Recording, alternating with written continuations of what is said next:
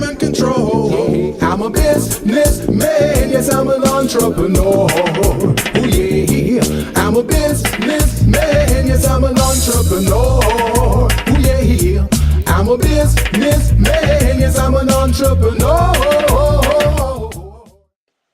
Good afternoon, everyone. This is the Business Zone with Gilbert and Crystal.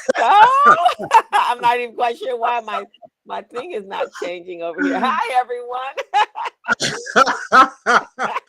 Well, everyone, as you know, every week we have fun on the Business Zone. If it wasn't fun, then we wouldn't have it. So welcome all to the show.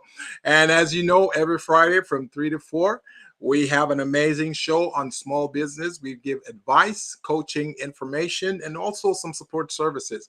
So if the show is no good, we'll end at 4. But if it's a killer, we'll take it on till 4:30. And for some reason today, I think we're gonna take it on till 4:30 because we've got two amazing guests here. So Crystal, talk to me. Hey, how are you? I'm trying to figure out why I'm not showing up. Wait a second. I see you. Oh, you know what? Let me minimize my screen. Can you see me now? I can't. Can Yeah, you there see we you? go. Oh, yeah, there we are. I'm like, wait, where am I? I'm lost. Oh my Lord, oh my Lord. You know how it is with small business, right?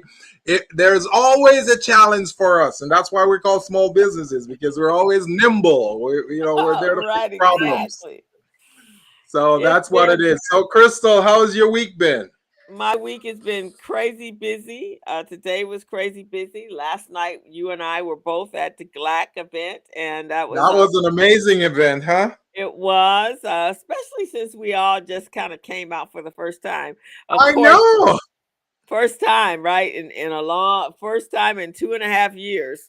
I was looking at you. I said, look at my co-host. I haven't seen her in like 2 years. I know. I talk to her every day, but I haven't seen her. So it was I great. It know. was a I great know. And it was. Trust me, it was not easy dressing up, figuring out how to wear shoes, doing any of that stuff in this new world since I hadn't had to worry about that. The only thing I had to worry about was makeup for here. That's it. And my hair. That's the only thing I had to work about. All of a sudden, I had to worry about outside clothes, uh, Parking. parking, jewelry, perfume, shoes. Man, it's so amazing. You remember I was telling you during COVID, right? I was telling you I had to learn how to use the phone again. I had to learn Right. how to do things. It's just the same thing here where we're trying to figure out, okay, now that we're outside, how do we interact with people again? What is the protocol? What do we do? Right, exactly. How That's close do we unbelievable. get? Yeah. That's unbelievable. But it was great seeing you, and it was a great event. I like the way they talked about the small businesses, and I have a candidate for next year's award. I think she should be recognized. You remember Rakaya? Yes. Rakaya LeBlue, right? Yes. She is amazing. So I think she should be recognized next time around because she's done some amazing thing for her business and also in the community. So I tell her I'll nominate her next time. Okay, cool. Well, they had some amazing nominations last night. All of the political powerhouses were in the house on the house. Yeah, So we saw Holly Mitchell, we saw Kern Price, we saw Steve Bradford. Who else right. was there? Mayor Garcetti. I think And there were some other honorees or elected officials there. So all of those bodies were in the household. yeah, But that's GLAC. So for those of yeah, you that don't know, GLAC, the Greater Los Angeles African American Chamber of Commerce, they did their awards banquet last night, they had not done it live in person for 2 years, like most of our organizations, and so they it was really more like like a reunion of all of us. And it's so funny because, you know, I'm always on air. We're always on air, right? Or Yeah. teaching someone. So I Yeah. see everyone every single day. Right. Right. But all of a sudden it's like, oh my God, hey Crystal, hey you, hey you, hey you. And everybody was in their finery. So it was very nice. Yes, Yeah. definitely. Yeah. Definitely. Well, So we it will be our time soon to recognize some of our small businesses. So we're just leading up to that right I now. think And so. who So knows, we got a some of our guests here may be included in that process. I know we got a packed house today. So we got two things. The month of May, besides being my birthday, so is definitely a month one should be But you celebrating. know that's a special month. That's a special month.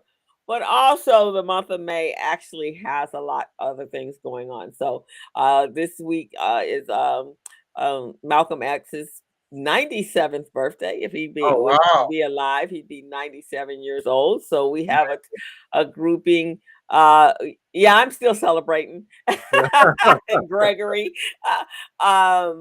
So we have individuals from a family foundation. They're here to talk about a celebration that's taking place in Leimert Park this Yeah. weekend. You know, Leimert Park is the pro-Black uh, African town, Yeah. place of woke Black folks. Yeah. And so they're all there. We have, and then we have a young lady here in addition to the group celebrating Malcolm's birthday. We have a young lady who is representing and honoring foster care awareness month, and so she's what's of hey, hello, Gregory. She was a in foster care. She grew up in foster care and then she's adopted. And so she actually started her own organization. You'll be very impressed by her. She's 24 years old. And I love to hear young people really taking a position and wanting to make the place that they live in better. That's Very I good. started when I was like 18, 19 years old. Yes. And so I really admire young people that take the helm early on. So she's gone to Right. college, she's gotten her education, and so she's just delightful. So you're gonna meet her in a minute, and she's Good. gonna talk about what's going on tomorrow. They having a fundraiser for emancipated youth Hmm. and foster care Right. kids, and Right. that's gonna be our show today. Very good. Very good. Well, I'm really looking forward to it, and I want to hear from these amazing guests that we've got here today. So, really looking forward to that, Crystal. And as you know, we do this the best that we know how. There are a few imitators out there, but they can never get it as good as we do when it comes to small business. Information, advice, promotion, and all of that. So, for those of you who are just tuning in, you're listening to or you're viewing the Business Zone with Crystal and Gilbert. We're on every Friday from 3 to 4. And like I say, if the show is great, we will extend it until 4:30 or even 5 o'clock. So we'll see what happens today. Well, we got some great guests here today. In order to access us, you can go to YouTube and you can see the show live. And Crystal, when they go to YouTube, what do they need to do? They need to hit the subscribe button so they can tune in next week as well. And they'll get notification and reminders all week long that the Business Zone broadcasts live every Friday afternoon at 3 o'clock, streaming live on YouTube and Facebook. So that's what will Right. happen. That's right. That's what we're talking about. So we're still celebrating the birth date of Crystal Mitchell. We always celebrate for the whole month of May. And right now, I've been lobbying with the mayor and the county folks, Crystal, to make that day a public holiday. So Well, thank you. I appreciate it.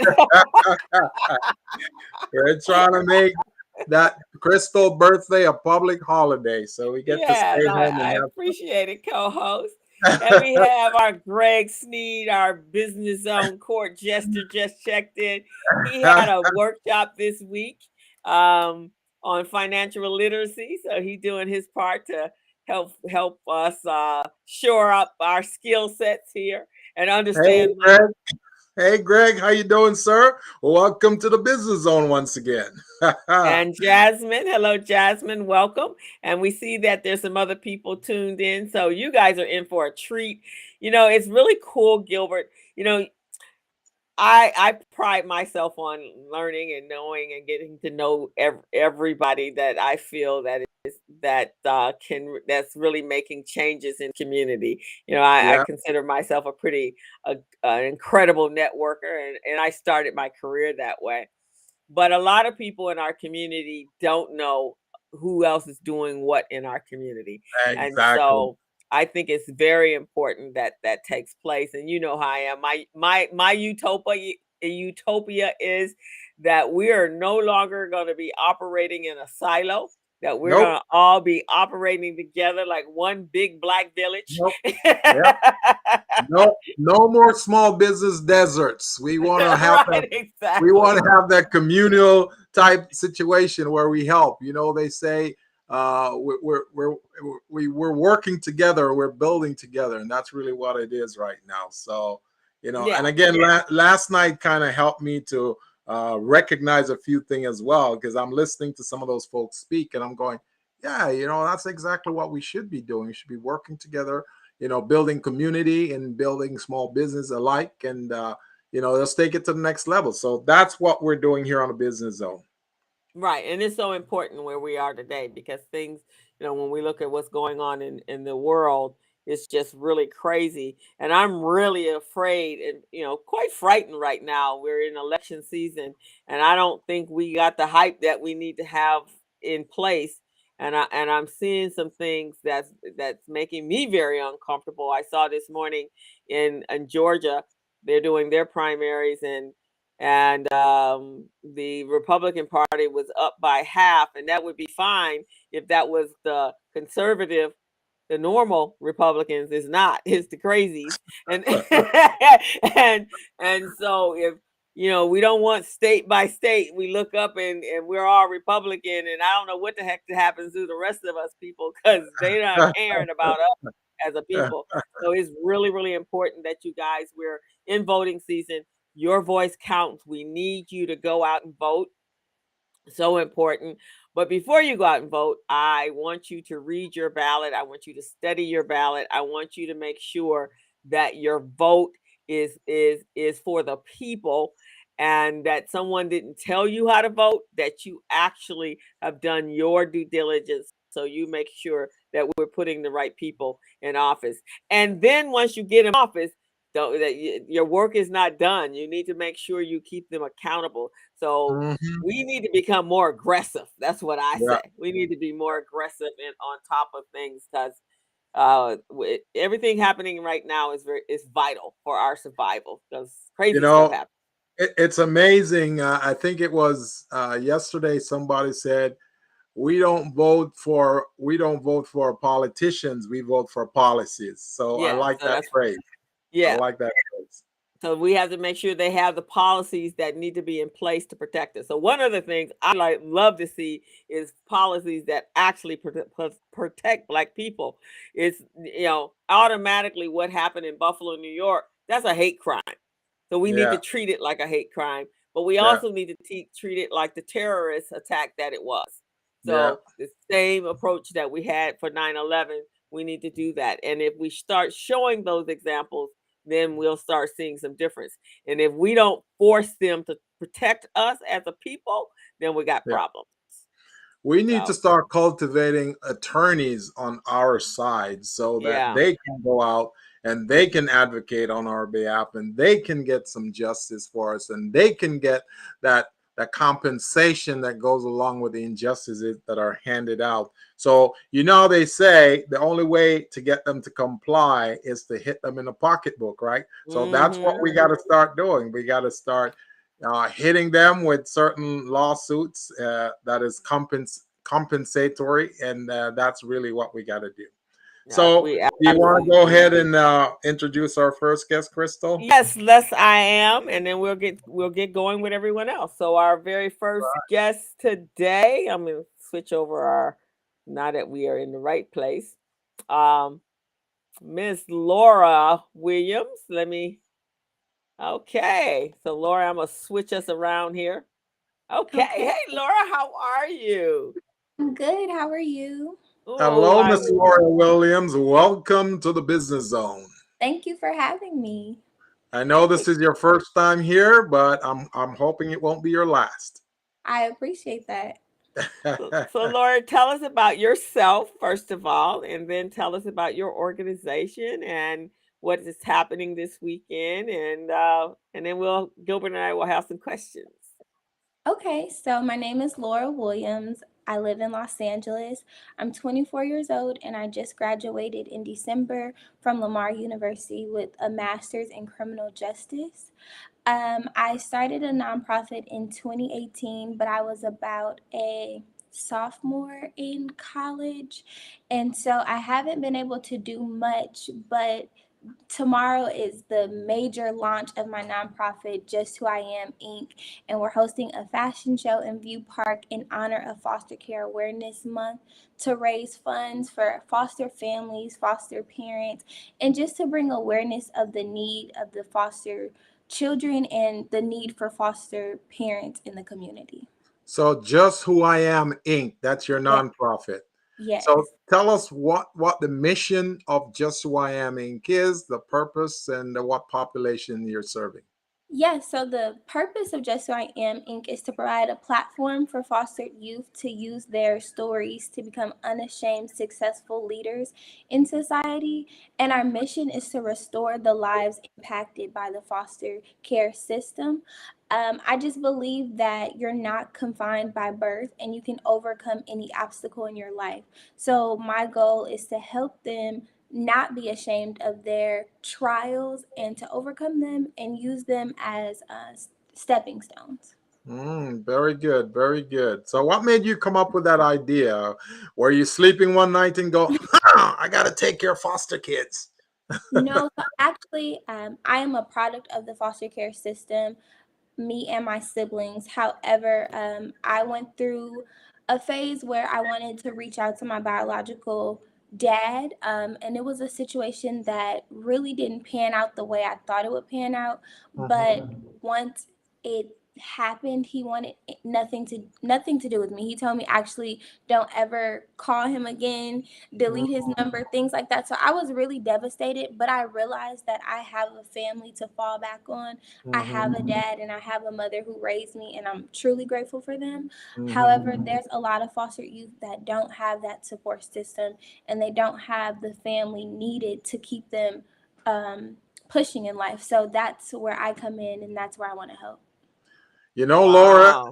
as devastating as that sound, that is the best thing that could have ever happened to you because now it motivated you. Now you're going, I'm going to show him.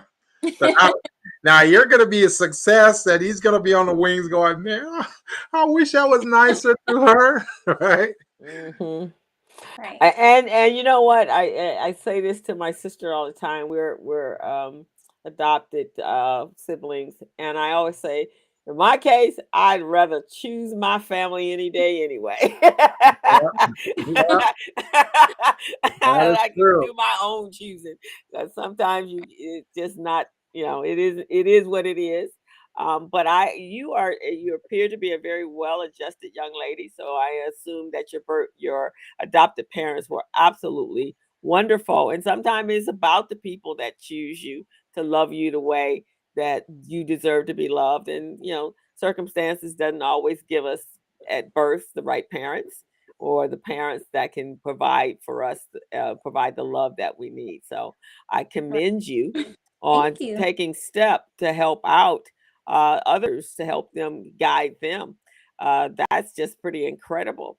Thank So, you. what do you guys see for your fundraiser? How is it going to help? First of all, how many foster care youth are there in the state or the city of Los Angeles?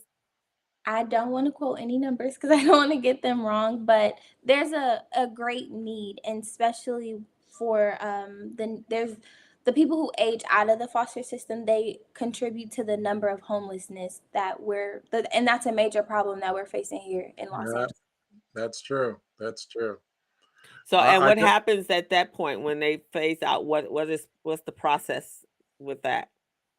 So a lot of times, people are not adopted because when you're adopted, you stop receiving the check that you would receive when you're a ward of the state. So a lot of times people go without being adopted, but being placed in a foster home. So when you turn 18, the funding is cut, and a lot of foster parents, if they're in it just for the income, they kick you out. And you don't have anywhere to turn because for your life you have had this check and you've been in a home. Now you have to get out and you don't have any family. So where do you go? So And your organization, does it step in and pick them up from that point on? Is that what it does? since I'm just starting out, this is like one of my first major fundraisers, but ultimately I'm trying to get enough funding and I'm going to fundraise until I can have my own transitional housing for fostered youth or who age out from 18 to 26. Yeah. Okay, that's great. Wow. That's great. We That's got a amazing. few supporters here. Are these your supporters? We got Teata Cummings. That's one of your supporters. Yes, she is. And Hey, yeah. Elizabeth Angel Johnson. Yes, these are my supporters. All right. Loving Awesome. that. I'm loving that. Well, welcome, guys. Welcome to the Business Zone. I'm hoping you guys are not just going to be here today only. Hope you guys will be here, every other week or every week if you can, just to support the topics that we cover here. And maybe we'll have Laura back again real soon. I would love to come back. So where is the event tomorrow? The event is in View Park. It's at my home. It's in Los Angeles, but it's up the hill, so right around the corner from the other event that'll be happening. Okay. Hopefully we can make it to both. I can run down the hill. That's great. By the way, Laura, the headpiece you're rocking is amazing. It's very outstanding. Makes you look like a queen. So just want to let you know. Thank you. And what's the cost of it? What's the donation? So we have two donations. One is general admission, and they're $20, and we have a donation for VIP, which is $50. But the VIP comes with front row seat into the fashion show, a private reception, full dinner, and a swag bag. Oh my goodness, that's a lot for $20. Yeah, that one is $50. Oh, that's a lot for $50. That one is $50. Well, I wish awesome. Crystal, I wish we had known about this before. We could have brought her on sooner so she could promote it on the air here and get some support, a lot more support. So yeah, I'm gonna see if I'm going to get everything done really early, and I'm making sure that I'm copying all of my social media platforms right now so that she's seen. But I'll make sure it goes out tonight. So where do they go to purchase their ticket? So we are on Eventbrite. You can type in the search bar, Birth Didn't Confine Me, and it should pop up as the Just Who I Am fashion show. Okay, I like that, your tagline, Birth Didn't Confine Me. So many people need to, even those that actually grow up in their households with their birth parents, really don't realize that your birth does not confine who you are. You can be whoever you want to be, and it doesn't matter who you were born to. It doesn't matter that you were born and God got you. and that each and every one of us have a purpose for being on this planet. And so obviously you've identified yours. So however Gilbert and I can be of service and to help you, we're here for you. We both, so you're just starting out and building and nonprofits or businesses as well. So know that there are resources out there for you. You can, the Los Angeles Urban League, Gilbert and I both are consultants over there. So we can provide you with training to make sure you're in compliance and that you are running your structure, your company structure is strong. So we can do that for you. So you just go over to the Los Angeles Urban League and sign up. All the services are free. And then there are other organizations, Vermont Slauson. They are CDFI, which is a funding resource. So as you are growing your nonprofit, if you get to the next level, they also have programs. So they have a level up program that's going on right now. And they, in addition to that, and I think the next registration period is June 7th. And they also have they have another series called the CEO series. All of these programs are out there to help you be bigger and stronger as an organization. You're just starting your nonprofit, and if you start that structure and you start the platform correctly, then you can grow into a huge business, and you will get that transitional house. So take advantage of us, my dear. We're out here free of charge for you. Thank you. Very good. Now, how many members do you now have in your organization that you support? How many?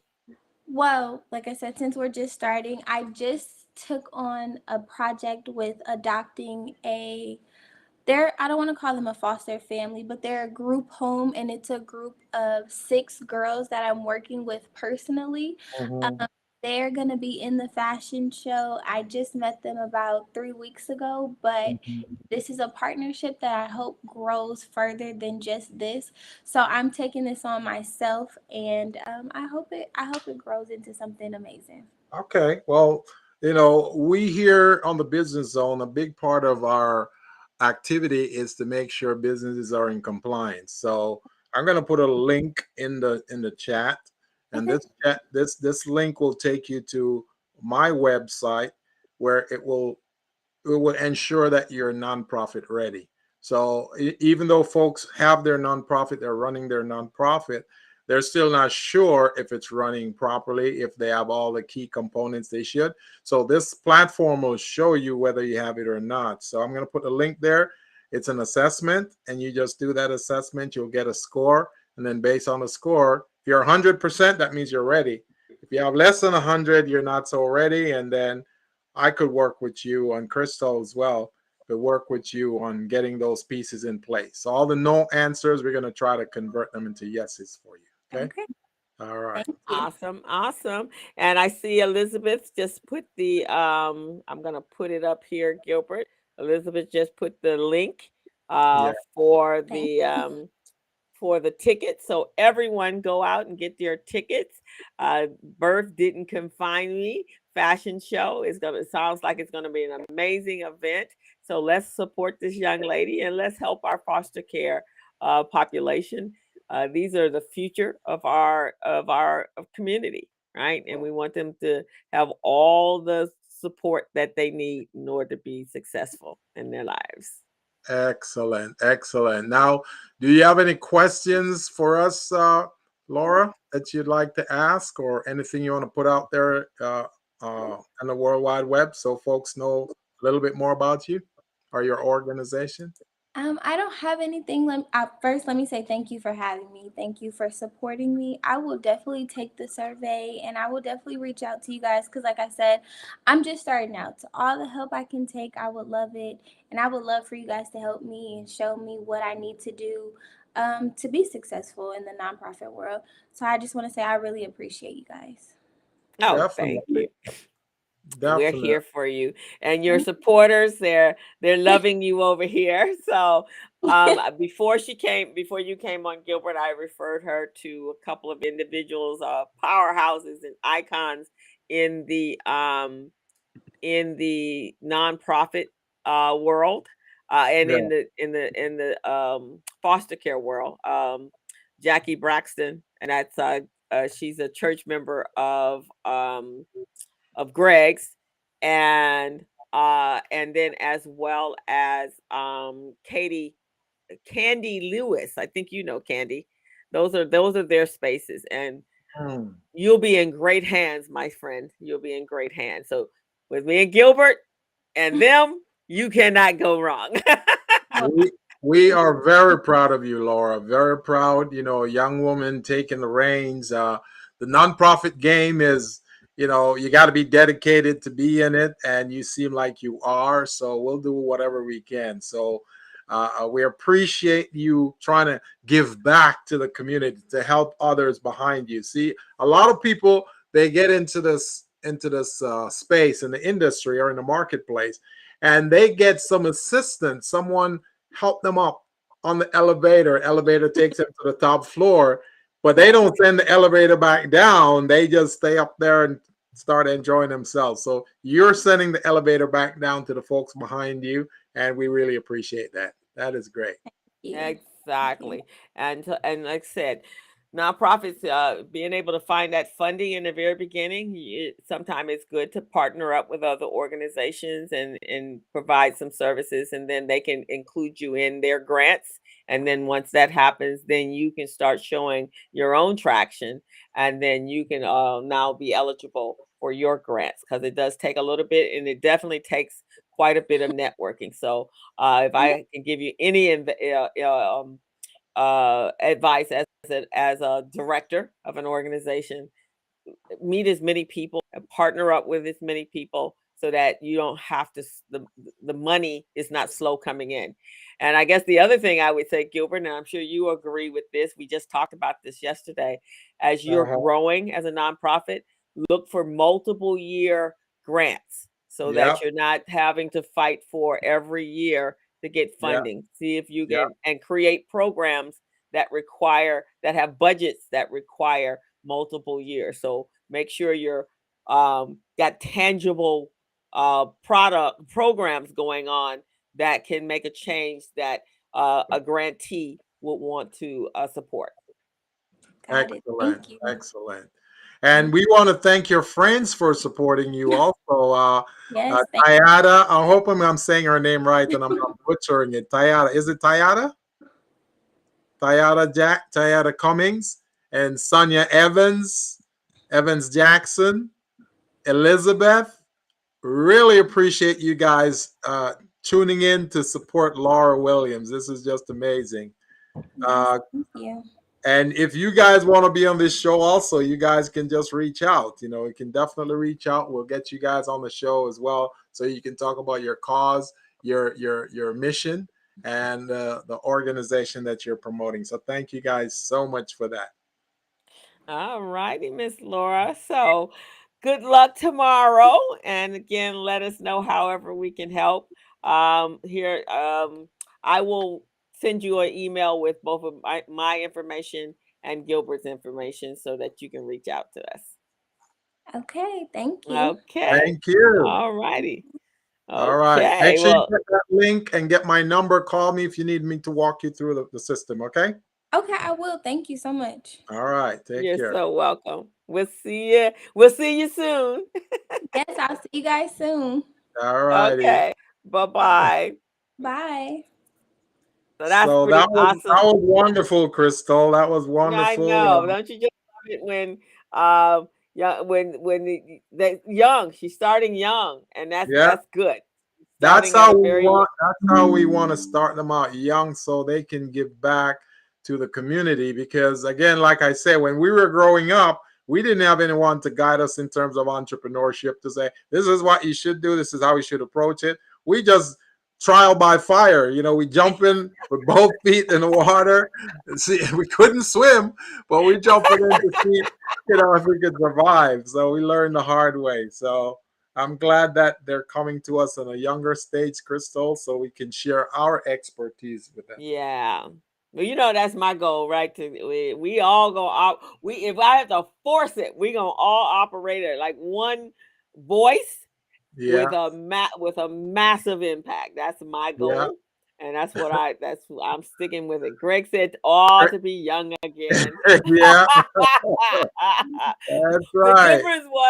difference was, Greg, at that age, at 24, I was partying my bottom off. I wasn't thinking about nobody's social nothing. That is true, And man. I know you were too, Greg. So I really commend them that, of course, they got more. Our training in business when we were young were stone cold, hard cut cash money only. Exactly. So, That is but they're so learning true. early, and that's good. But it's so many more problems today than it was when we Yeah. were growing up. Life Oh, was yeah. seemed to be idealistic, and I grew up in the '60s, but Yeah. it didn't seem like it is now. It seems different. Unbelievable. So now we're going to bring our other guests on. They also are having an event in Leimert Park, so right around the corner from where Laura will be tomorrow. Yeah. And so they're going to come on. So let me start letting folks in. And I know they've been struggling a little bit trying to get their people in on Facebook. Some of you have. I actually, Shaka, I actually sent a link to you. And Andre, I sent a link to you guys. I actually posted it on your Facebook pages. Yes. Okay. Yes. So if you didn't care, welcome everyone. Welcome to the business zone, guys. Now I'm not good with names, so I may not remember your name, may not get it right, so or I may not even pronounce it right. So we're gonna let them introduce themselves, so we don't have to worry about that part. But I do want everyone to know they're working hard on supporting not just Malcolm X's birthday, but they also are looking to change a street in Los Angeles, and so they're going to talk about that, and they're going to talk about some other things that are going on that's wrapped around us being more impactful in our actions and decisions. So let's first start with who wants to go first? Anybody in particular? I'll go first. Okay. Thank you, Crystal, and thank you, Gilbert. It's so good to be here. Before I say anything, I want to say just how refreshing it was to hear Laura give her presentation. Unbelievable. Unbelievable. Yeah. Phenomenal young lady. I love it. Right? That made my day. I have nothing to say right now. I'm just my goodness, I'm inspired.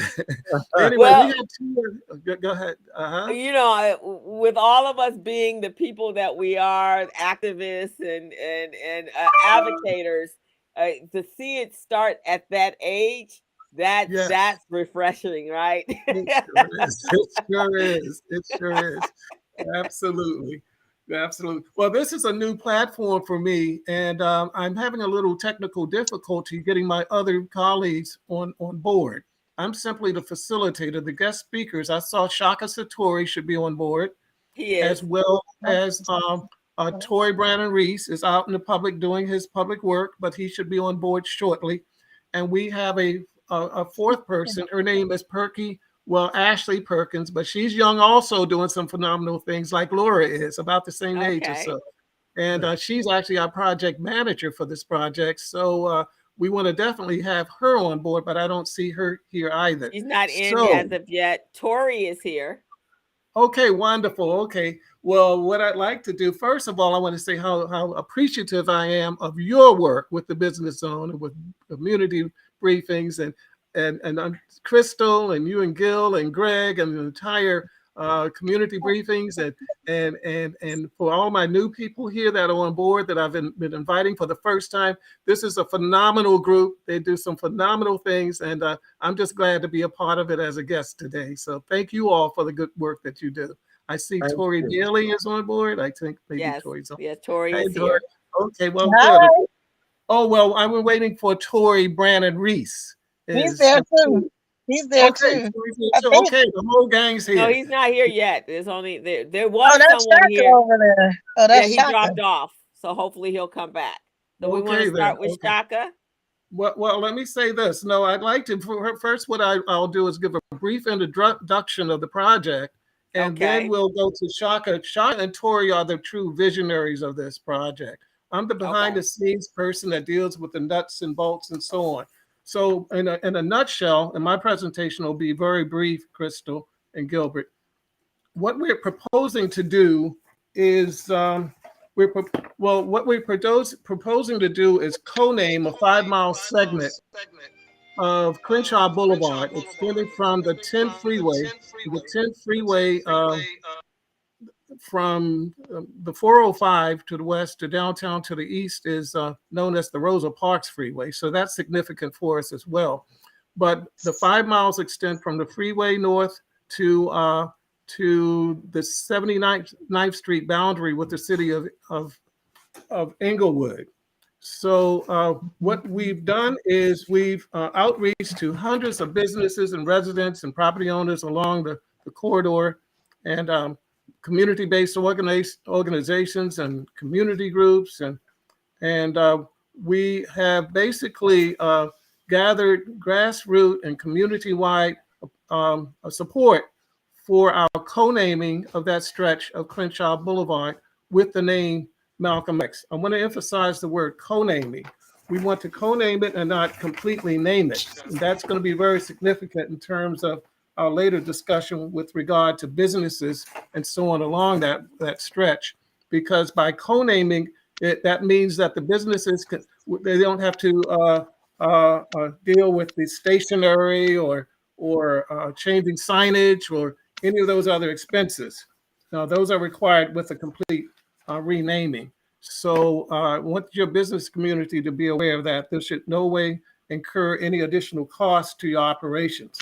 But what we would like to do is, here are my notes. I was scrambling for them. All right. I was trying to be cool about that and not be panicked. Okay, here we are. Now I'm ready to go. Okay. We selected Crenshaw Boulevard for a number of reasons. The first reason is that it's the most prominent and still the most prominent and recognizable African-American corridor west of the Mississippi, actually. There aren't too many corridors like this around. If you look at some of the other cities that are west of the Mississippi, be it even Houston. Well, Houston and Dallas already have landmark names for Malcolm. But when you look at Denver, the Five Points region is no longer primarily African-American because of gentrification. Phoenix never has been, really. The cluster that existed once around Imperial in San Diego is not there. Oakland and San Francisco, the Hunters Park area, Hunters Point. Well, anyway, to make a long story, Compton, we know what's happening with Compton and Watts, and especially with Inglewood.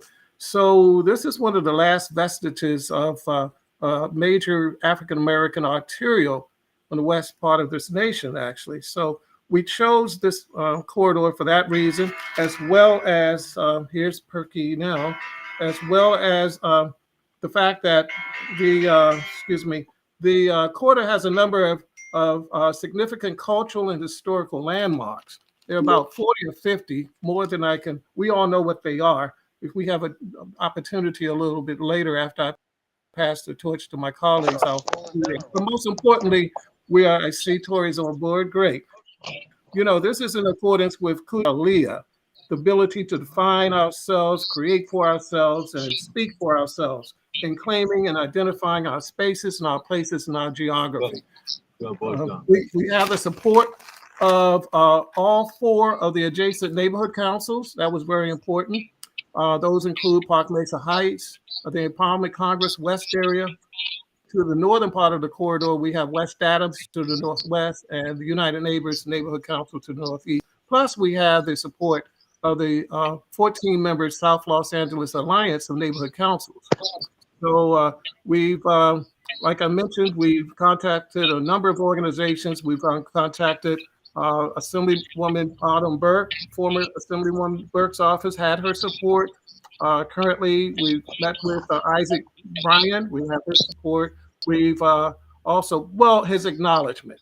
We also have the acknowledgement of Supervisor Holly Mitchell, as well as Congresswoman Karen Bass. So basically, that's it. There's more I could say, but I see that the two visionaries, and when I say visionary, I mean long-term community activists that I'm glad to support as a member of the Advisory Council for Family Incorporated and the African American Legacy Foundation. I'll pass the torch now to Tori so we can get into the real discussion about what this effort means to our community.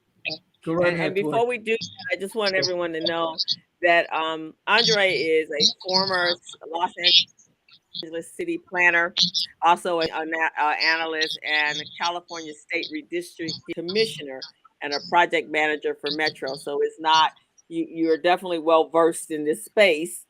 Yes. And he's been working hard in our community. So I just wanted you to know that. Okay, so with that, who's going? Shaka first. I think I need someone. There's a sound reverbing in the back, so that may be your Facebook page talking with us. So who's going to go first? Shaka. Tori actually goes next. Okay. All right, Tori. Oh, wait. I think Tori left. No, Tori, Brandon Reese. Tori Bailey did Oh, leave. okay. Torrance. But Okay. the Tori, the woman Tori. We gonna mix up sometimes too when we say Okay. Tori. But All righty. Whoever's going, let us know. Introduce yourself to us. I am Tori Brennan, Torrance, and I'd like to say hello and thank you for allowing me to come in and speak with you. I want to thank Mr. Andre, who's been just stellar in this entire effort and has lifted it to a new level. It started 25 years ago. The idea came to me to honor Malcolm X in this way, a man who has inspired not only myself, but millions of others around the world. And so we're very happy to be a part of the legacy of Malcolm X and to have the support of his family and naming a major thoroughfare running through the African American community after a man who gave so much for us. And so, as we talk about doing this kind of, street change, it's not a street change. It's a co-naming, and it was done in Harlem, New York. It was done in Harlem, New York, 35 years ago. And so, in many ways, we feel like we're way behind in terms of our cultural push on the West Coast. And what better image to put to wrap this around but Malcolm X. And so, as Andre might have mentioned, it's going to be a 5-mile stretch. We really want to focus on what we call the Black Belt, the last bastion of a majority African American community. And so it fits its motif.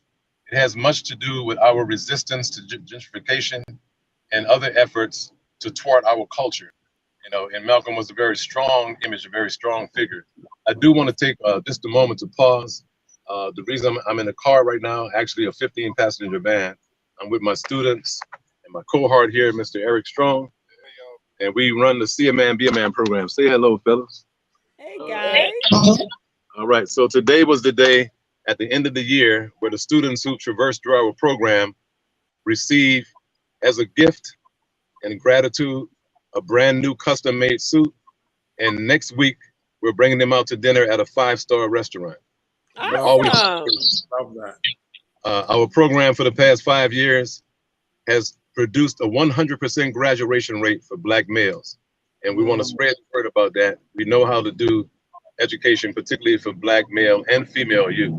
And so that's central to our festival this weekend, which is 12 to 6 p.m. in Leimert Park African Village. And Barbara Morrison's Theater and the World Stage will host a variety of activities: live music, poetry, dance, a fashion show, a film festival. And all of this is going on tomorrow starting at 12 noon. And many of the youth will be there to kick off a youth summit in the morning or at 12 noon called I Want to Live, Mentoring to Save a Generation. So the festival and the boulevard go hand in hand. It's a way for us to continue to honor a man.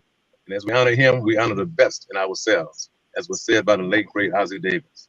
Thank you, and I'll take whatever questions or comments, suggestions, and ideas. Thank you so much. That's pretty awesome. So before we ask you some questions about it, first I want you guys to know who you're listening to. So he's a multi-gifted artist, poet, guitarist, vocalist, educator, youth advocator, writer, and community organizer. And he's a radio host. And that voice sounded like a radio host. And so we want to welcome you. So let me ask this question. So you help prepare these young people for life as an adult, right? Is that what we're doing? What's your mission of your organization? Yes, ma'am. And the very name epitomizes that concept. See a man, be a man. I grew up without a father. My mother raised me and my 3 brothers by herself. All 4 of her sons have achieved a college degree. None of us are in jail. Nobody's on drugs. And so she introduced us to the concept of education through reading, bringing us to the libraries on weekends, making sure that we respected education. And so even though I didn't have a father in the home, I knew better than to go out there and do something crazy because I'd have to face mom when I got home. However, we know the importance of having a male figure in our lives. So we're there. Mr. Strong is the foundation teacher in the program and has been with us since year number 1. He's a great husband, and just a great mentor, educator for the young men. I don't do this by myself. We have many other men we need to thank, Dr. Johnny Rains, Mr. Anthony Lawson, David. We work together to make sure that these young men have the best chance at success that they can. So we're at Lock High School in Watts. It's on Facebook. Awesome. Thank you so much. That's on Facebook. so this purpose of co-naming the avenue, Crenshaw Avenue, what impact will that actually have on the community itself? Well, as you know, I'd like to link it with the. There's some interference. Yeah. Can you guys hear? Can you guys still hear me? Yes, you're on. We're on live. Are you on? They're waiting for you. Can you mute one of the? Let me see. I think it's Andre. Yes, that's me. Yeah, Perky, are you on? Let's mute him. Okay, I'll go ahead and try to mute him. Can you mute him? I'm sorry. I'm sorry too. Sorry. Perky, okay, can you still hear? Can you still hear him, Crystal? No. No, I turned on his volume. So sorry about that. Go ahead. So Terrence, I'm Tori. I'm sorry. So what does that? How does that impact our community? Well, I think that the consciousness that a human being has to identify who he or she is herself, to name oneself, is critically important. And I would say that symbolism is very important. I would say that whether or not President Obama got all of his initiatives through, all of his programs through, all of his goals were not achieved, yet he was a very powerful and is a very powerful figure. And the symbolism of a Black man holding the office of president was something that inspired people around the world. Just the Million Man March did back in 1995. And I can count many other instances in our history when just the power of symbolism alone. And so when that name Malcolm X goes up next to Crenshaw, people will have a sense of pride and dignity in where they live. And it will also solidly identify who we are and something about us. So Dr. King and Malcolm will come together forever, symbolically, at the corner of King and Malcolm X Boulevard. And again, it's been done in Harlem, New York for over 35 years. And I've been there and talked to the people and walked among the people. And it gives them a sense of pride and dignity to walk down Malcolm X Boulevard, Adam Clayton Powell Boulevard, Harriet Tubman Boulevard. It's just something that shows that the people care about. They care about their culture. So, Tori, I have two statements I want to make. The first one is, no, they just finished eating pizza. Tori, can you hear me? Tori? Yes, I can. Yeah, I've got two statements I want to make. The first one is you've got a very great resemblance of Malcolm X, man. Maybe you're part of the family. I don't know, but you got some great resemblance of him, man. So you carrying that message is really critical and imperative. So thank you for that. The second statement is going to become a question now. So my question is, I know those young men behind you are going to be graduating. So after they graduate, what's the next step for them? What's the next level? And are you connected to the next level for them? As I mentioned, we have a 100% graduation rate. So we get all of them out of finish high school. Number two, we make sure that they go to college. We have, I have the 9th and 10th graders in this particular van, but our other van has the 11th and 12th graders. So we have 4 different grades. The 12th graders all go to college or the military, or they go into their careers. Most of them go into college. I would say this year, about 90% of our kids have already been accepted to different colleges and universities around the country and around the state of California. Some will be going to junior college. We put them in trade school. We go to trade tech. Whatever they want to do is what we help them to do. But each and every one of them will be actively engaged in education, higher education after they leave high school. That's amazing. You know, on the Business Zone, we're here to promote economic growth among our community, our small business, and family as well. And believe me, Crystal and I, we love what you guys are doing. This is the first time I've heard of your program, and I want to do whatever I can within my power to help promote this. We would love to invite all of you guys back, and so you can speak to this some more, because the community needs to hear this. The community needs to hear about this kind of program. And who knows, there might be some funders viewing and watching right now who are going, hey, you know what? I can't wait to fund that organization. I love their mission. I love their focus. So I'm loving it, man. And keep up the good work. You guys are phenomenal. Thank you for the opportunity. Appreciate you. Awesome. And I actually, before you guys all hang up, I have a youth program that we teach kids how to be entrepreneurs, and it starts in July. It's absolutely free to the kids. In fact, we pay the kids to participate. So if maybe some of your boys, young men, may be interested in participating, we can give you that information. So if any of them have a great business idea, we can help them get prepared to, in addition to getting their college education, also be prepared to run their own businesses. I think we should hear from Shaka Satori, man. We want to hear what Shaka brings to the table. So Shaka, let's hear from you, man. You've been patiently waiting. Greetings to both of you great co-hosts. Thank you for having us. It means a lot to us to help us spread the message and do the work that we do. That said, what I'd like to do is just to reinforce the fact that this area is the epicenter of Black culture here in Los Angeles County. Yes. And just like the epicenter of other cultures, like you have Koreatown, Chinatown, Little Italy, and stuff, if you look around, once you're there, you see reflections of them. Yes.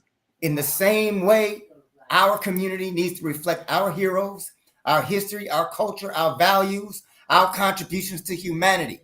Because it's one thing to say you should be proud of who you are. You should be proud of what you are. It's another thing to know exactly what you're supposed to be proud of. Yes. That's real pride. That's substantive pride. And Yes. that's what that looking up and seeing that name means. Yeah. And also, Brother Tory mentioned symbolism, very important. He mentioned Obama, very important, because we can all remember times when we were younger, and if we were lucky, we had parents or teachers or somebody in our lives that dared to tell us we can be anything we want to be in this world. That's true. But understand something clearly. Even when they said it, when it came out their mouth, they didn't really believe it. That's true. But understand something. The second that Barack Obama became president of this country, symbolically the most powerful man on the planet Earth, everything they said became real. Yeah, people start believing, man. You understand what I'm saying? Yeah. So I don't care if he spent 1 minute in that office. I don't care if he got everything passed, nothing passed, fought with Congress the whole time or what. Yeah. But for generations to come, our grandchildren's grandchildren will be motivated, inspired, and confident based on the fact that you had a Black man in that office, not only for 1 term, but for 2. For 8 years. He showed the world our brilliance, our ability to articulate, our ability to pull things together, our ability to withstand obstacles, because he had to deal with them. So in that same way, Malcolm X he dared to be an extremely controversial figure. Yeah. You understand what I'm saying? All he did was speak truth to power. Right. All he did was buck the system. All he did was shine light. There's a price that you pay for that, and he paid that ultimate price. He questioned the status quo, and that's what we should all do. Question the status quo. But more importantly, what this does by taking the most significant street, at least to us, in Los Angeles, and naming it after him, what that says is it fortifies that saying that you can kill a revolutionary, but you can't kill a revolution. That's what I'm talking about. It reinforces the reality that when you speak truth to power and you stand on your square and you upright and righteous with it, it may not come in your day. You may not even see it, but it will happen. You will be recognized, appreciated. Yeah. That your people will be grateful forevermore. It may be their grandchildren's grandchildren. Right. But at some point, your work will pay off. We need that symbolism. We need that in the community. As we grow up, we see other symbolism that does not represent what we're about, what we do. We've seen those statues. We've seen those other things. And that doesn't represent us at all. We need signs like these. We need streets like these. Like, for example, when they were posting the Obama Boulevard sign over there at Rodeo, they converted Rodeo to Obama Boulevard. Crystal was there when they were launching it.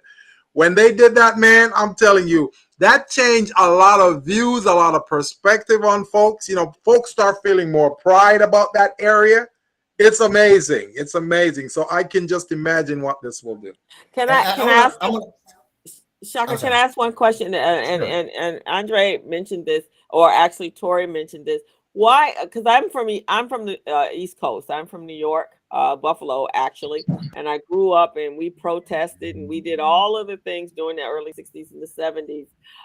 But in Chicago and San Francisco, and of course the southern states, why is Los Angeles so far behind that revolutionary spirit? Do you guys have any idea? If nothing else, it's just comfortable. LA is a town of comfort and convenience, leisure.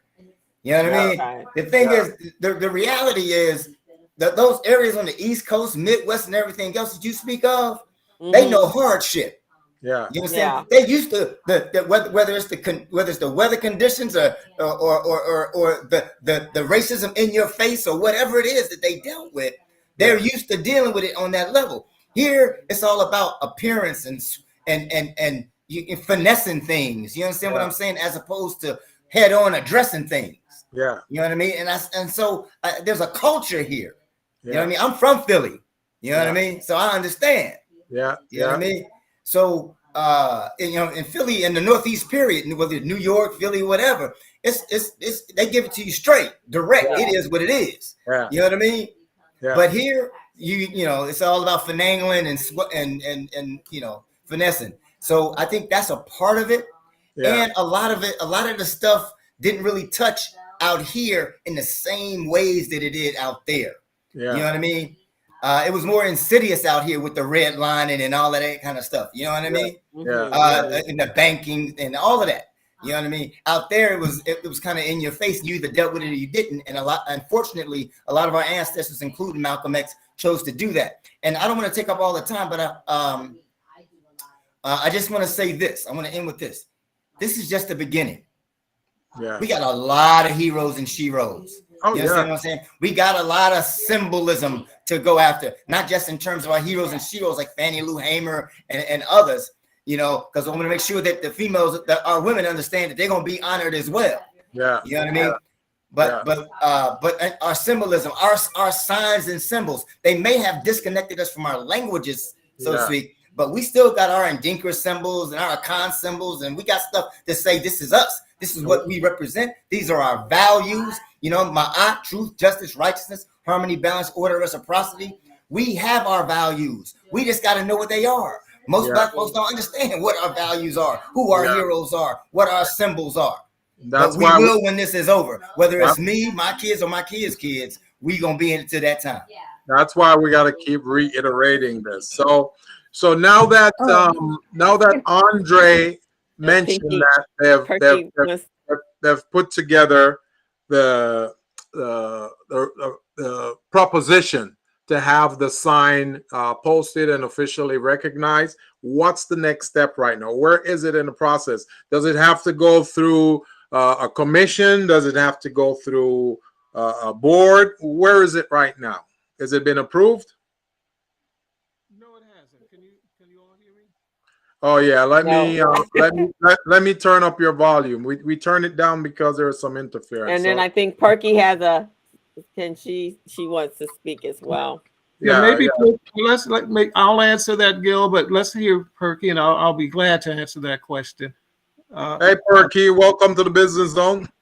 Hey, thanks for having me. I actually wanted to address the first thing that you just asked about why we feel like LA is like this. Now, I'm from Los Angeles. I have lived in the East Coast, so I have lived in New York. And I do feel like there are people that are more direct out there. But what I feel like is the main reason why a lot of stuff happens the way it does in Los Angeles is because people don't acknowledge that racism happens here. There was redlining. My grandma bought her house in the 60s, and that was in Carson, you know, back when Compton was farmland and Carson was farmland and everything. And the Hells Angels used to come out and, you know, the biker gang used to come out and try to block the African Americans from owning housing, you know, and that's how the Crips and those things started to come about so that they could protect our people and allow for us to be able to have ownership out here. And so I feel like what happens is because Los Angeles and California, you know, is mainly occupied by people that travel from the South to get over here, that people don't really acknowledge that we do have a lot of racism out here. And maybe it is more covert rather than overt as it is in the South and in the East Coast. And so it's not acknowledged as much. And so they don't feel like we have to have blocks like Malcolm X Boulevard and things like that. Because it's like, look, y'all got it easy. Like how Shaka was saying, like that's the perception that people in LA are just so chill. All we do is, you know, we're little valley girls and guys. All we do is, you know, surfboard and stuff all day and drink our smoothies and just have a good time. And although we do have that luxury because we do have nice weather, you know, it's like it's not all peachy keen out here either. And I think that's why the work that we're doing with this boulevard is necessary, because we need people to acknowledge that we have, you know, no matter where we go, we Black. I absolutely agree with that. Greg Sneed, who's from New York, from I think the Bronx or Brooklyn, and he says his input was that Los Angeles, which is true, is less than 10% Black, whereas the other cities have a larger percentage of Black people. I know I was much more militant when I lived in New York.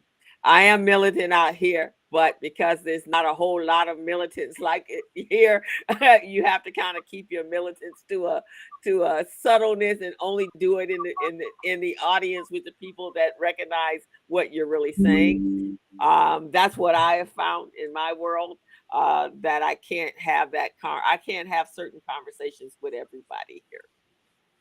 Yeah, one of our listeners who tuned in, Queenie Ruth Summers, said that her mom calls that smiling with the bottom of your teeth.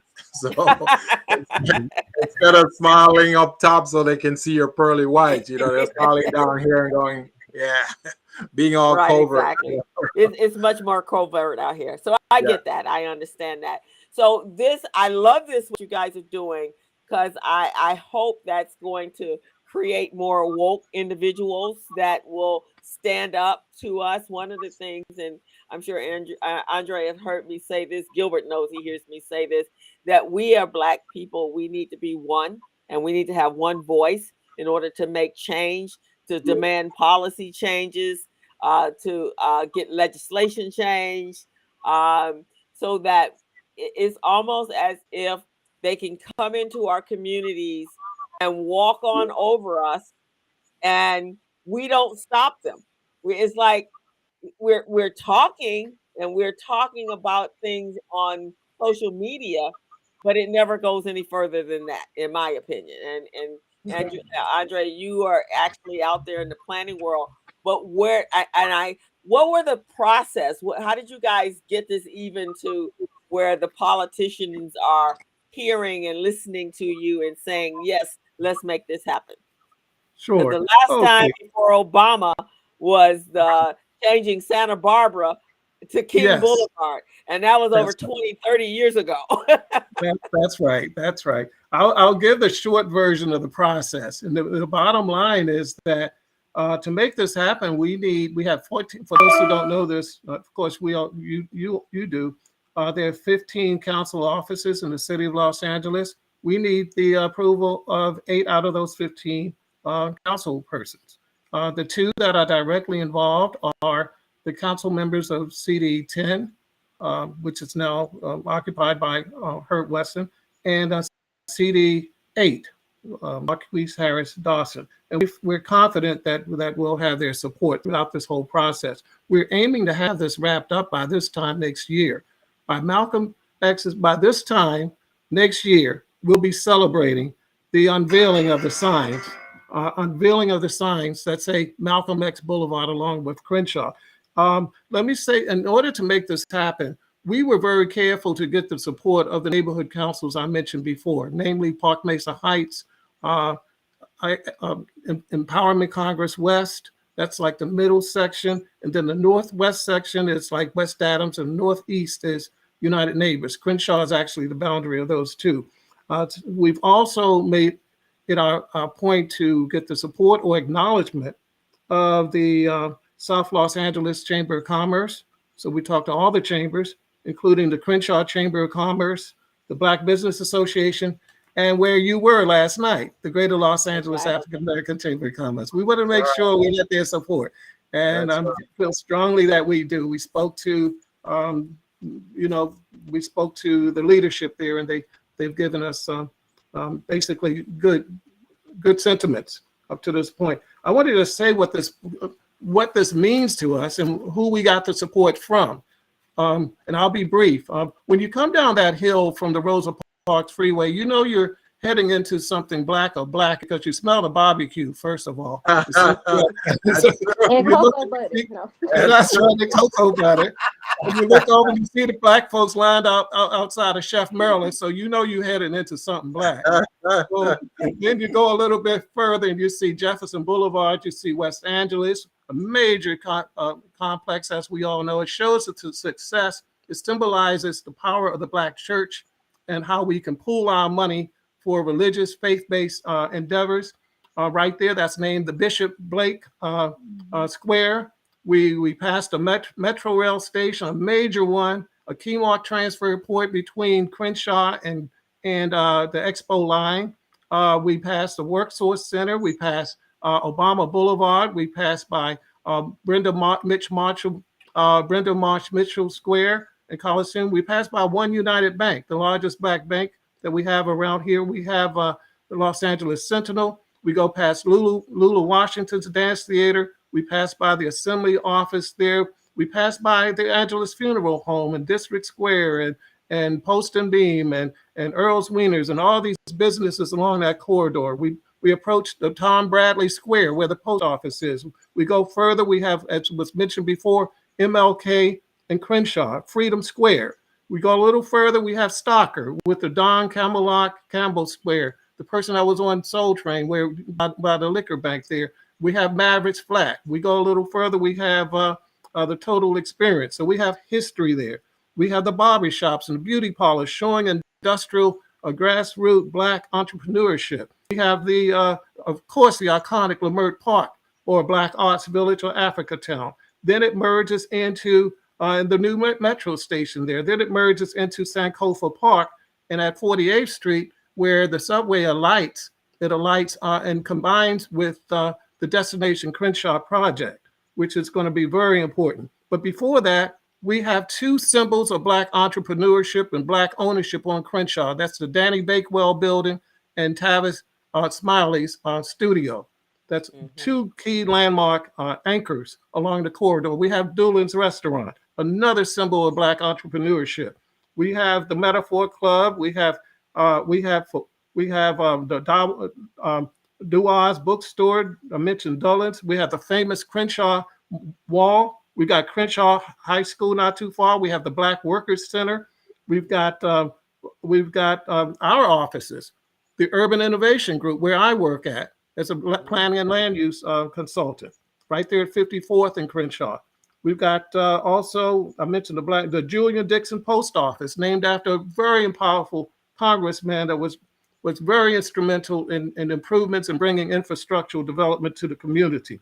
We've got the Afiba Center, which is traditional in its own self, and as Perky has mentioned, we got the Nipsey Hussle Square, and it goes on and on. I know my time is short, but there's so many symbols here, and we've outreached to all of them, by the way, in this process. And I want to say this too. We have no opposition or no real, even among those non-African American business owners, we have no real opposition among the Latino or the Arabic or the Asian communities. We've even reached out to the Asian American ADAP, the Asian American Drug and Abuse Program folks. They have 4 properties. We mentioned West Angeles, and their properties along the corridor. So we've covered our bases, we've covered our tracks. And I want to say this real quick about that name Crenshaw, if you don't mind. The name Crenshaw himself was born in 1854. That means he was born in antebellum South in Jasper County, Missouri. His wealth during slavery, right? During slavery, his family acquired their wealth from the backs, the blood and sweat and tears of our people. His family owned a bank called the Brown Bank. The Brown Bank, well, that was built off of brown black people, the wealth that they accumulated.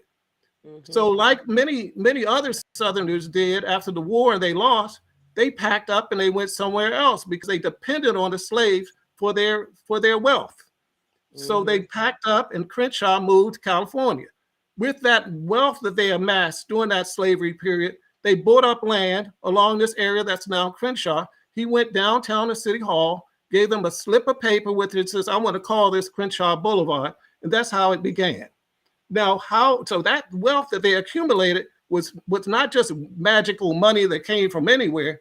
It came from what we did to allow them to live that lucrative and lavish lifestyle so they would have that money to purchase and to invest.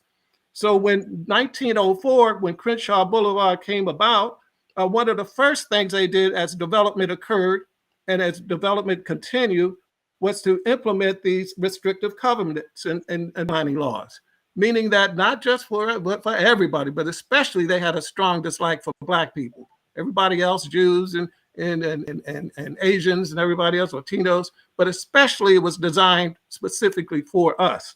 Not until Shelley versus Kramer in 1948 did it officially become illegal to redline. But you know the ripple effect. It was still in place for years in the 50s and 60s, as we all know.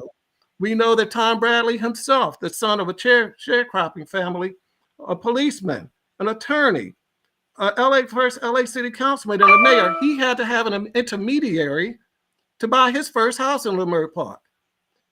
And Walter Leimert himself was another racist. So, well, we can't go back and change what happened and all the rest. But what we can do is put up a sign by that name Crenshaw, so Crenshaw is not up there alone. And what better name to put in a revolutionary spirit than the name of Malcolm X? So this is a defiant act on that level too, that we not letting this name Crenshaw get all this applause and glory. We know where he came from. We know where it began. You know, we haven't forgot our history. I'm wearing a shirt. Can I add the petition too? Never you forget forgot the petition. And the petition. Yes, we have the petition. We have a petition. You can go to the website. Perky, can you give everyone the website, or Tori? Yeah, I think I've set enough. I've said enough. I'll pass the baton for now. So I love that, guys. I absolutely love us being more proactive as opposed to just talking about it. Just proactivity is a good thing. I like to see, and I know land is scarce in this city that we live in, but I would like, purchasing property and having voice in, because you own the property, even gives you more power beyond just the symbolism. That's and true. I really would like to see us in a position where it may be multiple owners. It may have to be that in order to be able to purchase a building, so that now you have voice when folks are redistricting and deciding that they're going to regentrify your community, right? You don't see that happening in the Jewish community. You don't see that happening in the Asian community. Why? Because they have a voice and they have property and they have a stay in their community. I can address that briefly. Well, we have a community land trust that's being formed right now. Good. It came from the outspring of what occurred with the effort to purchase the Crenshaw Baldwin Hills Mall. That's another subject that we can speak on, but that you're absolutely right, Crystal. There's something tangible. It's something, those are objective accomplishments that we're working towards in concert with the symbolic naming of the boulevard itself. Now, yes. Andre and Shaka, I don't remember if you mentioned this earlier, but I think one critical piece to supporting this process would be Supervisor Holly Mitchell. I think with her support, this could be that check mark you need to make it happen and happen quicker than next year. You see what I mean? Yes. Yesterday at the event, I don't remember the name of the family, man. Crystal, maybe you can remind me. There's a black Bruce Beach. Yes. The returning of the property. Yeah, a black family who owned that area, that beach area right there, and the government took it from them, drove them out of town, tell them, hey, you're not allowed to have this. They saw where they could make a lot of money, and set up hotel resorts, all type of thing there and make money. And now city council, the supervisors, the mayor, they're all realizing that, hey, you know what, they did that family wrong. I mean, it's 100 years later, but at least they're recognizing that. So that's the kind of thing that I'd like to see happen here. And I really agree with the message and the campaign that you guys are launching, because I do believe that symbolism need to be there along with our struggle or our fight to make this happen. And one thing you mentioned is that, you don't see this happening in certain other community.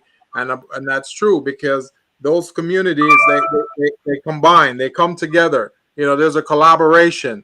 We need to start collaborating in our area too. Instead of having some folks, dissenting and say, hey, I'm not for that struggle. I don't believe in that. So then they think that there's not one voice, and that's why they don't really take us seriously when we're making campaigns like this. So I love what you guys are doing, man, and just keep on doing it, man. Keep on doing it. Yes, thank you. I'll read. Oh, I just wanted to plug the petition quickly because I didn't do it earlier.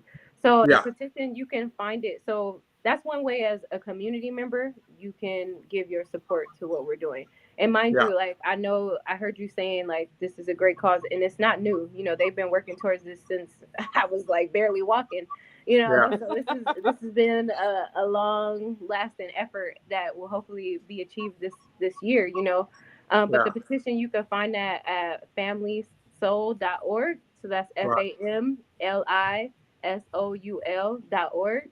That's one way that you can show support.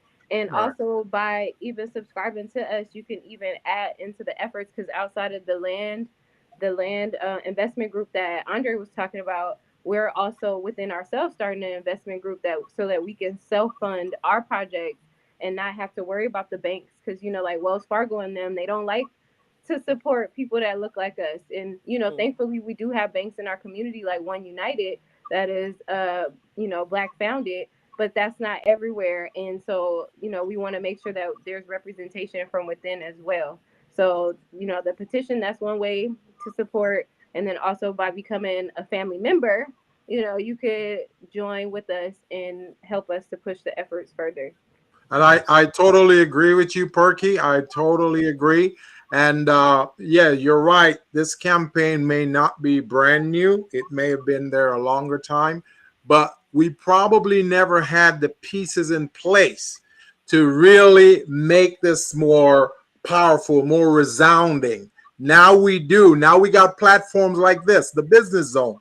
If you notice, those other guys, when they get their messages accepted and heard, is because they have platforms that they use. They've got media, they got radio. Now we have this. So this is giving us an opportunity to get our message, our mission, and our focus out there. Yeah. And can I quote Malcolm X, since this, we celebrating his birthday, because I think this quote is aligned with what we're saying. Oh, yeah. So he said, we need more light about each other. Light creates understanding. Understanding creates love. Love creates patience, and patience creates unity. So I think as you're speaking, like, we have to keep doing these things, keep having these discussions, keep talking to each other, and keep being patient with our Black brethren that, sometimes aren't all the way up with what we're trying to do as far as advancement, because the more we become aligned, the better that we're able to move forward in our efforts. I totally agree. Totally agree. Yes. So this is a petition right here we're looking at? Yeah, This is that's a the petition? petition. Okay. Amazing. Amazing. And we actually have, if you go to the website, you'll see where you can actually sign up, as Perky mentioned. And we have met with, and thank you, Gilbert, for your insight. and your conversation about this. You're absolutely right. We met with Holly Mitchell's office on several occasions. She's been very supportive. She and her staff have met with Tori and all of us. And I want to say the reason that I mentioned next year was, I don't know if we really came to a consensus on this, but we want to make this a grand affair. We don't want this to be an event that pops up. I mean, it has to be, it's nationally, all eyes on us. It's going to be all on Los Angeles. You know, we want the family, we want the family here, we want the dignitaries, we want everybody that's involved and loves Malcolm to converge on Los Angeles to celebrate this great occasion. We're making history to that effect, and that's what we want to do. And we also want to make it visible, because when that train daylights 48th, it's the last thing you'll see leaving Los Angeles before you get to the airport on your way out. Arrive at the airport, it lights in Los Angeles. It's the first thing you'll see when that train, it's daylight. And that name Malcolm to be right there with the name Crenshaw. So we're taking our time to do this and to do it right. And it's symbolic on his birthday, because I think that any other day, we looked at other days, maybe August or Black August, or maybe February, Black History Month, may be appropriate, but it's up to Tori and Shaka are the lead visionaries on this, and Perky is our project manager, we're proud to say. So she's a leader of the pack, really. Part of the reason, Andre, part of the reason why I said we want to do it sooner, because we know the seats are changing in politics, and a lot of these guys are moving out. You see what I'm saying? So while we have some of them right now, we want them to make that decision and make it happen, because we don't know who's going to come next. You see what I'm saying? You're right. Because there's a whole lot of seats up for grabs. And then last night at the GLAC event, Steve Bradford actually was talking about the reparations, and the state of California being one of those states that's really pushing forward the reparations. So obviously the conversations at the table are these type of conversations, and we would love to see that happen. I think you guys, even, I know you're having your event this week. Do you have other opportunities to go on other shows to talk about it? Recycling Black Dollars, we can have a symposium. It could be virtual, and we can put that together to have that. If it's an invite. Is that an invite? But I do think this conversation needs to be had. I think all four of you need to go over there to KBLA, to Tavis Smiley, and get on somebody's show over there, and have this. To me, the reason why the brainchild for the Business Zone came about, and also the community briefing, is because the one thing I felt that was missing in our community is a centralized place where information is disseminated about us, from us, to narrate our own stories. Dr. Claude Anderson made in one of his books, he talks about one of the 10 ways to freedom is having your own media, directing your own narrative, getting that information out. And for us as Black people, Gilbert and I work with a whole lot of Black folks, and we've been doing it for over 30 years, and I'm sure you guys have as well. We have to have things repeated multiple times for it to finally sink in, resonate, and we activate, right? Am I right, guys? All of us are activists. All of us are out here dealing with our people. We ain't the easiest people on the planet to deal with. And I love us dearly, but we hard. They said, in marketing, in order for folks to hear what you're saying, you got to repeat it at least 7 to 12 times for them to really hear it. Because the first time they hear it, they go, "Oh, I'm not interested." Second time, yeah, whatever. Third time, but once they get to the 7th to 12th time, then they're going, maybe I should start paying attention to this because I'm hearing this a lot more, So that's what we're talking about. Yes, indeed. You guys need to be standing at the rooftops yelling this out and get into every paper. You guys know what's his name? Jason from LA Standard. He needs to be writing articles for you. Yes. We need to see this in print, and we need to hear it verbally. So how about the LA Sentinels? You guys have connections there? That's what I'm talking about, man. So by the time next year comes, Andre, we ready, man. We standing at for the sign to go up. By any means necessary, right? That's right. That's right. The squeaky wheel gets the most grease. That's what we're talking about. Right. So however we can help. I think that goes well with our theme, to overcome by any means necessary. So that's what I'm talking about. Right. Yeah, but even after the event, because you know how we are, the next event comes along, and we forgot that we had that big wonderful event. We need to make sure. So throughout the year, if you guys need to come back as you have updates, please come back out. Definitely, if we want to plan something and you want me to do it through RBD, I don't have a problem doing that. I'm sure Jackie will be on board with that. So maybe plan a symposium with all of you, maybe some charts, graphs, and some whatever. We can do that, and some updates. But I do think we have to make sure that message is heard over and over again until it becomes like, when is that happening? When are we getting Malcolm X's sign, right? Not if, when, because now you didn't told us enough time that now we're going to start to say, well, when is it happening? And who do we need to talk to make it happen faster? And you know what I mean? I would think that this campaign would carry over to Juneteenth, man. Next month, Juneteenth.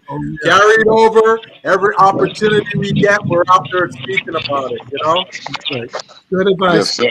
Good advice, Gilbert. Right. Excellent. And for sure, make sure that Mr. Caruso don't become mayor. Right. That's for damn sure. Oh yeah. He gonna shut it down, won't he? Yeah. So that's why I'm saying. That's why I'm saying, man. That's why I'm saying we don't know who is gonna, step in the seat next. So we want to do it now. Want to take care of it now. Right. Yeah. So we need to make sure in this concept, we need to make sure we're informing people to vote, because Karen Bass is a different person than Caruso, because Caruso has a whole nother plan in mind, and it ain't including us black people, and we have to be clear about that. That's exactly right. Yes. So we need to, part of this is encouraging our people that our vote matters. Yes. And that whatever they may feel or not feel about Karen Bass, you'll get a better okay from her than you're going to get from anywhere else. And so for anybody else that's on that ballot. And so that's really important. I think what you guys are doing is admirable. I love people stepping up for a fight and knowing that sometimes things fall on deaf ears. But we want to let you know that this is not falling on our deaf ears. We commend all four of you, and your whole entire team on moving forward and fighting this fight. And however we can help. I love a good fight. I love to make noise. I just love the fact that the four of you come from 4 different dimensions. You see what I'm saying? So you're hitting them in the 360-degree approach. You're hitting them bam, bam, bam, bam. That's what I'm loving right here. So, folks, just keep on keeping on, man. I'm loving this. This is great. And if we can bring you guys back on here again anytime to talk about this, let's keep the narrative going, man. Let's keep it going. Yes, for sure. You guys we got all kinds of comments going on over here. We have Jamel saying, "Great job, guys." Great job. Yeah. Queenie Twiddle is saying they ran black people out of the Inkwell, Santa Monica 2, and out of Venice. Queenie also said the property of slave owners receive reparations for the Black people, which is very, very true. So when we talk of reparations, the slave owners got their reparations, but the Black folks didn't get theirs. So we got to fight for all of this.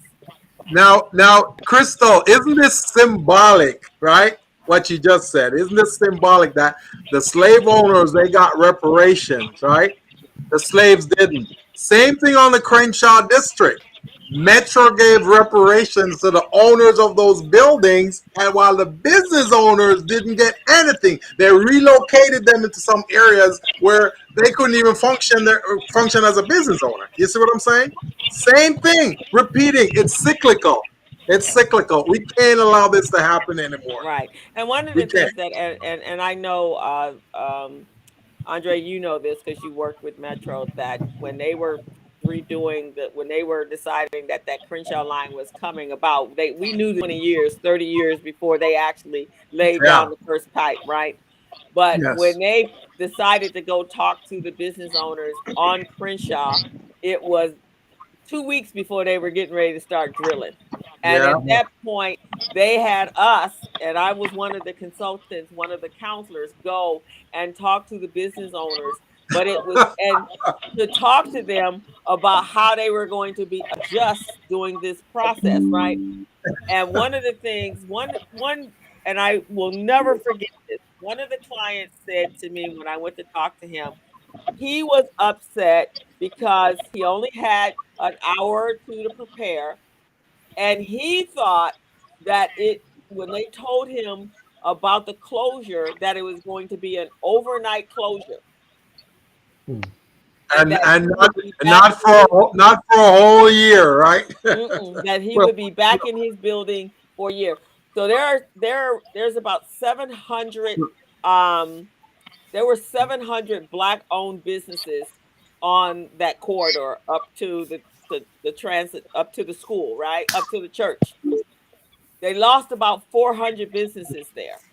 And as Gilbert said, no, they got some reparations, some did not. Some of them that actually owned the building, all of the destruction that took place from digging underground, they didn't get what they were supposed to get for them. The white business owners did. Yeah, the landlords got it, but the small businesses who are renting got nothing. Yeah. And that's so common. See, Andre, what Crystal just talked about is when I was at LAUSD, the same thing happened. They sent me out in the community to go talk to small business, say, hey, we're going to launch this proposition, which is going to be in your best interest. We want you to vote to tax yourselves 0.5%. And once that happens, then you guys can come to the table. We will give you guys subcontracting opportunities. So people went out, they voted against themselves, right? And have that increase 0.5% taxes, right? That's why the sales tax is so high right now. And then once those people, those small businesses came to the table looking for opportunities, then they're saying, well, sorry, you're not contract ready. You're not business ready. Where's your tax returns? Where's your financials? You don't have a business plan. Where's your business license? All of those things. And that's why I designed this program I have called Small Biz Pro, to make sure small businesses can access their documents from anywhere in the world in seconds. 6 seconds or less. You see what I'm saying? Because they did that to those small businesses, and I felt like I betrayed them. You know, so see, they did the same thing to Crystal. They had her go down to Crenshaw District to do the same thing. So that's their MO. That's their MO, man. So we got to have these. We got to have our signs. We got to have our postings. We got to have our mission. We got to have our campaign tight and working in favor of our people, man. That's it. That's it. Yes, sir. Yes, sir. I could speak at length about this, but I would be off topic because I work with community relations for Metro. Go ahead, man. Go ahead. We want to hear your story. Go ahead. But I prefer not to right now because it's a long story. In-house diversion, because they established a business program for business impact program, and Crystal, you know this. It went first through the Urban League and some other organizations, and they assigned individuals, and there were workshops and meetings. However, those meetings were not as well attended as they should have been. But and another issue that I had, only those addresses that were directly on Crenshaw were eligible for funds. So if your business is around the corner or half a block away, you know, you weren't eligible. So that was a problem. And that did not occur. I've been with Metro since Red Line segment 1 and 2 and 3 along Wilshire, Hollywood, and Vermont, and that did not occur for them. We had a radius around the station stop, so like a half block radius of what we call an impact zone. But they made efforts, and I'm not at liberty to talk further about this because I don't have the details at hand. But there were efforts to get community involvement.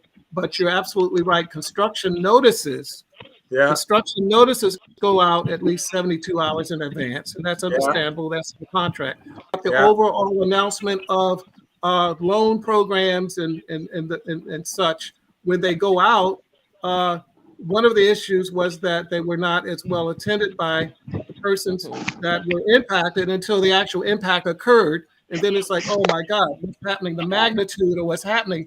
I knew something was happening, but I didn't realize it would be this so significant. But anyway, I don't want to talk too much more about that.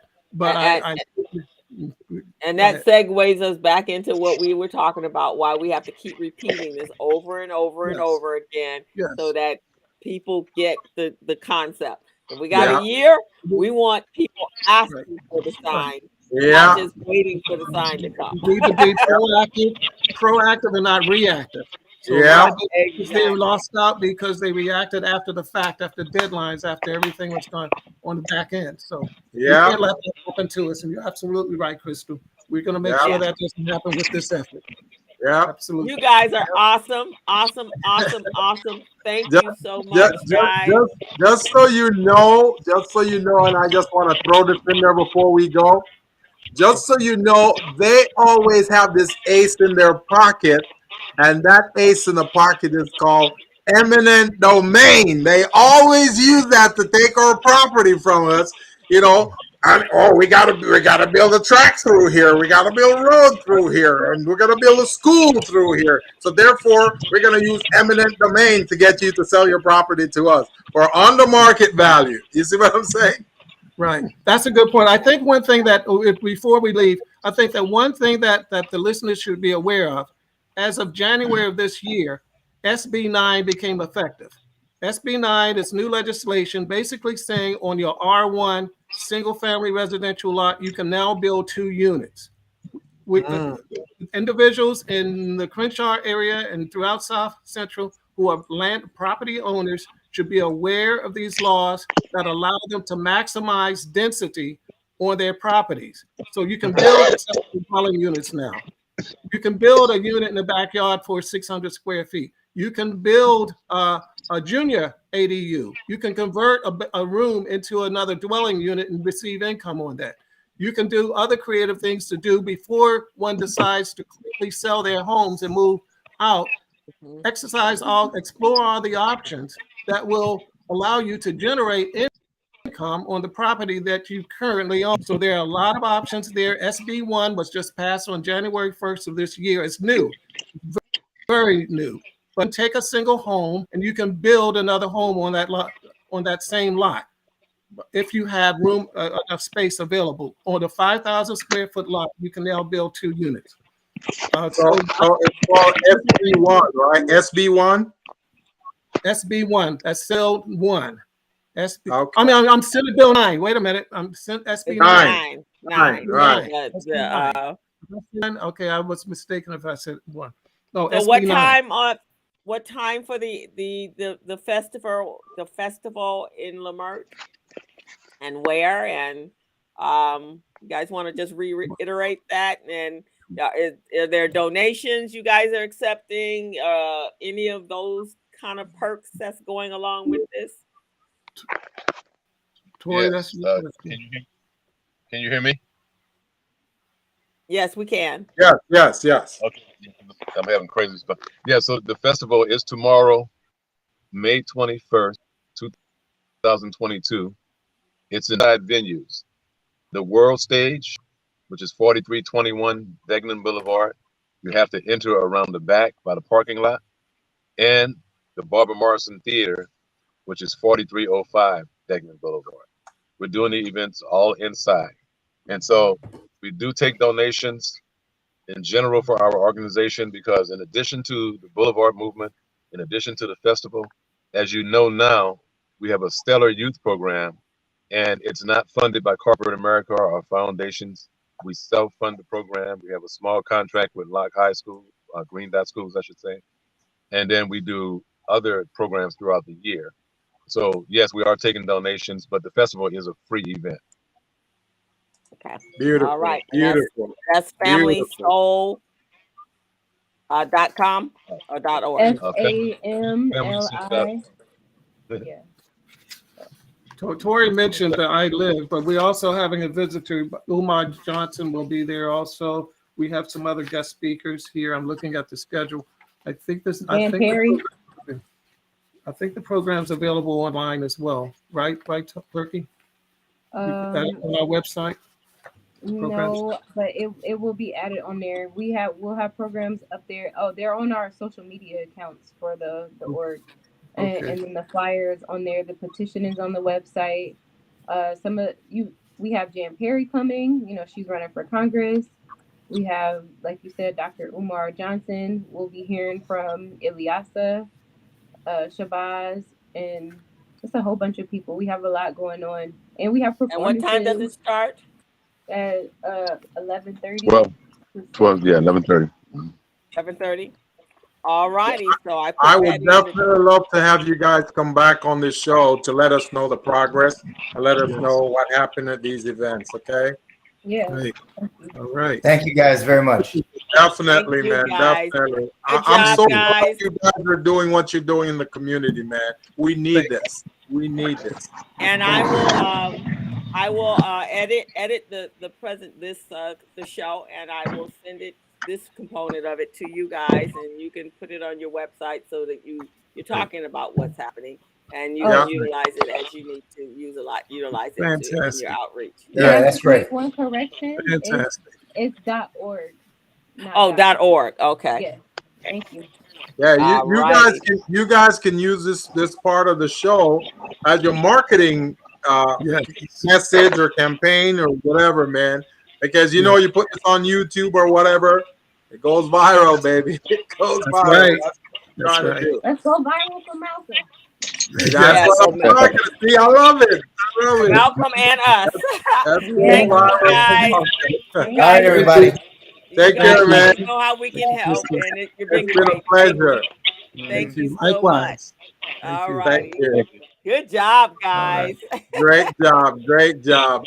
So for those of you who are listening, those of you who are viewers, this is the Business Zone. This is what we do on the Business Zone. We bring in community groups, entrepreneurs from the community, small businesses all over the place, and we also help to provide our support, provide a platform, any type of resource we can. So you too can be a guest on this show. If you have a product, a message, a campaign that you want to launch, you want to make sure you contact me or Crystal, and we'll be happy to share your information, your message, or your product or services with our supporters or our listeners. So please remember, it's a Business Zone, and we're here. You can find us at www.thebusinesszonewithcrystalandgilbert.com. You can also find us on YouTube, or you can find us on Facebook. Crystal, you're getting ready to launch something on LinkedIn as well, right? Yes, it'll go up on LinkedIn over the weekend. So you guys, again, go over to our YouTube channel, hit that subscribe button, because every week we have some other dynamic guest or just the two of us disseminating information to you that will help you prosper, help you scale your business, help you grow your business, and just basically let everybody know what you're doing. We can no longer operate in silence. We can no longer operate in secret. We need each other. We need each other. And we got a platform to do it. Right. And if for no one else, guys, you guys have heard me say this, if for no one else, then let's do it for our children. Let's make sure that our kids have an opportunity for success in their lives. So let's do it for them. I know some of us are old and figure we just gonna coast on out. And that's okay. That's all right. You can coast on out. But let's remember your grandchildren, your nieces and your nephews that have to come up behind you. So we just want to thank you all for tuning into the Business Zone. And again, we want to thank our very special guest, Miss Laura Williams, a great young nonprofit operator. We want to thank Mr. Andre Torrance Brennan. We want to thank Nzinga. And we also want to thank Perky. So I hope I didn't forget any of you. And Shaka. And Shaka Story. Oh, and Shaka, yes. How can we forget Shaka? Man. Yes, we want to thank all of you guys, man. You guys have been phenomenal. And like I say, you're welcome to come back, man, anytime, because we want to keep the story going. And Tori, if you want to come on with your young people, I love highlighting young people and the things that they're doing.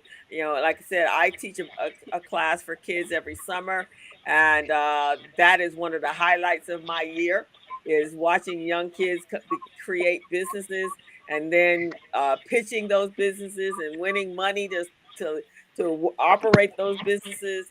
This is our future. So any other advocator out there that's working with the youth, you have my support, because it's not, somebody got to do it. So generally it's those of us that give up a whole lot of our lives.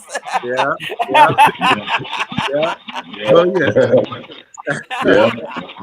get to the babies. Yeah, I would love to follow with you on that.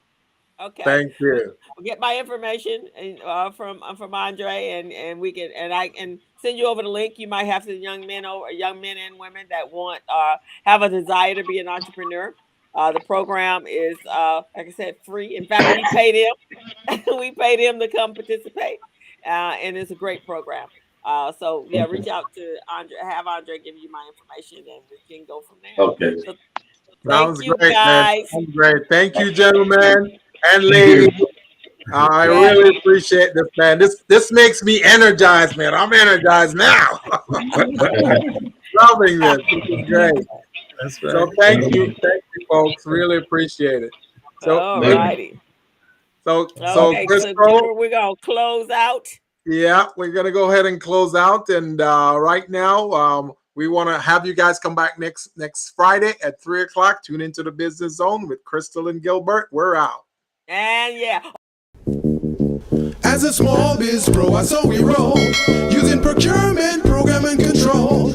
As a small biz pro, so we grow, using procurement, program and control. I'm a businessman, yes, I'm an entrepreneur.